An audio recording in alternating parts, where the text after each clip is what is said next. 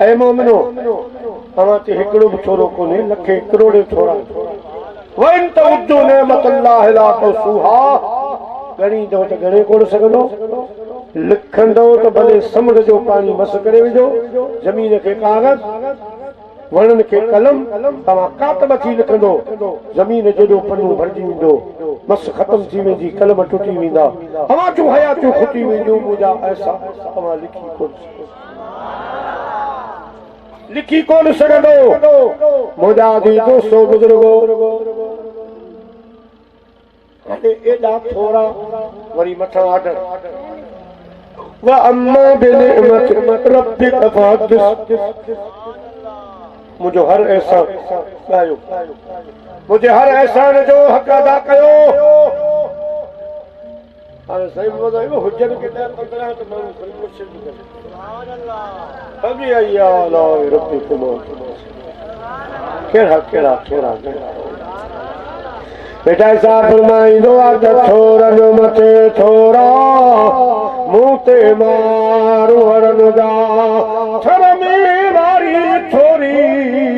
तंहिंखां घनेरा ओ भलायो ॿिया भेरा,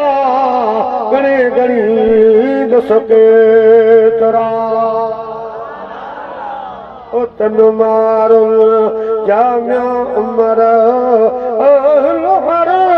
फकड़ो, तन मारुल जामिया उमर हर फकड़ो, हर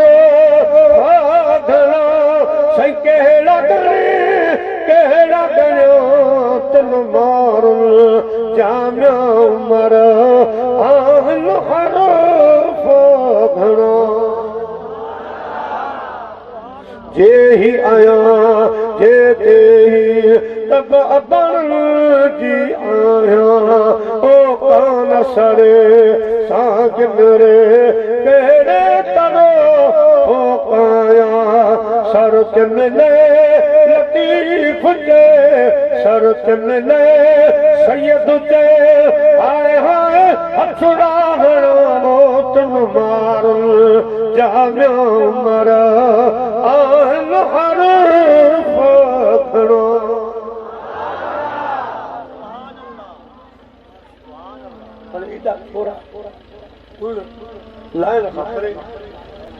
महबूब फरमाया क्या मजे आप दींदो, आप उन जी उम्र हूंदी, इबादत हूंदी 350 साल जी, तव्हां वारी उम्र जो भरोसो ई हाणे त 70 खां कोई चढ़े पियो, जेके थी विया जेके हींअर आहिनि 80 में हलनि था, पर हाणे पुठिते वेंदो कमु, पुठिते अमल थोरा, ज़िंदगी थोरी, नमाज़ बि कोन था पढ़ी सघूं, इलाही पुठिते पइजी विया आहियूं दोस्तो। सो हाणे इहे सभु गुण किथां लाहींदासीं? महबूब फरमायो आप दींदो, आप 350 साल जी इबादत खणींदो, अल्लाह से फरमाइंदो मलाइको इनखे मोटायो, अरे वञी छॾियो, वॾी महिनत कई, छॾियो हिसाब में तूं ॿुधी वञे, साईं मुंहिंजो हिसाब अल्लाह जा त बुरगड़ी वारा ॿुधनि त मूं केतिरी इबादत कई, फरमाए मूं त नथे हिसाब कयो, फरमाइंदो तोखे शौक़ु आहे त वञा वठी मलाइको हिनजी हिकिड़ी अखि कढो, हिकिड़ी अखि कढी, हाणे रखो तराज़ू, हिकिड़े पासे रखो अखि, ॿिए पासे रखो 350 साल जी इबादत, अखि वारो पासो गोरो थी वियो त पोइ कमु ख़राब, पोइ माना हिकिड़ी अखि जो बि हिसाब किताब लाइ न आहे, अमल भॼी विया, अखि जो पासो खॼी वियो, पोइ वञे जॾहिं तराज़ू खणंदा अमल हिन जा चंगिजी वेंदा, अख वारो पासो हेठि त फरमाईंदो तूं त हिसाब जो करी, अख जो बि थोरो लाहे त कोन, अख वारो हिसाब बि चुकाए कोन आयो आहीं, हाणे छा ख़्याल आहे? सजदे में किरी पवंदो, ओ वॾिया मेरा वाली साया, रब गरीब नवाजा, अदल करी ते थर पत्थर कंबन ऊंचियां शानों वाले पर फजल करी ते बख्शी जावल गुनाह वाले रहमत दा दरिया या इलाही हरदम वगदा है तेरा जे एक कतरा मैनू बख्शी ते कम बन जागा मेरा। बाबा बुल्ले साहब फरमाए तो एक गुनाह जे मेरा मां पियो वेखन कदम मुल्क निकाला पर जे लख गुनाह मेरा मालिक वेखे ते पर्दे पाउण वाला।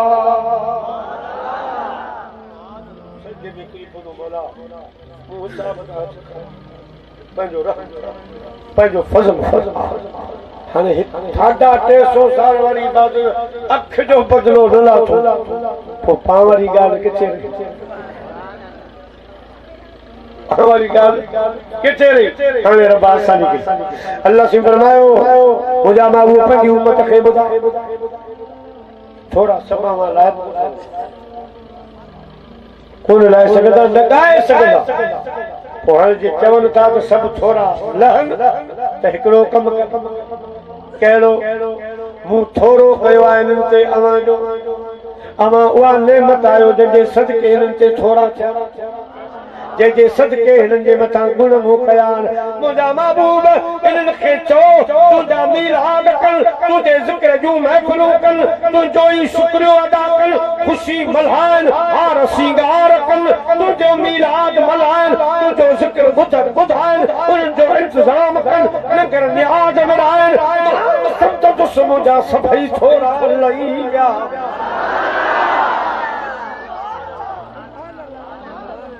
तुंहिंजो थोरो बची तोखे त ॻाए जंहिंजे सदके सभु कुझु मूं ॾिनो जंहिंजे सदके जहान जोड़िया अथमि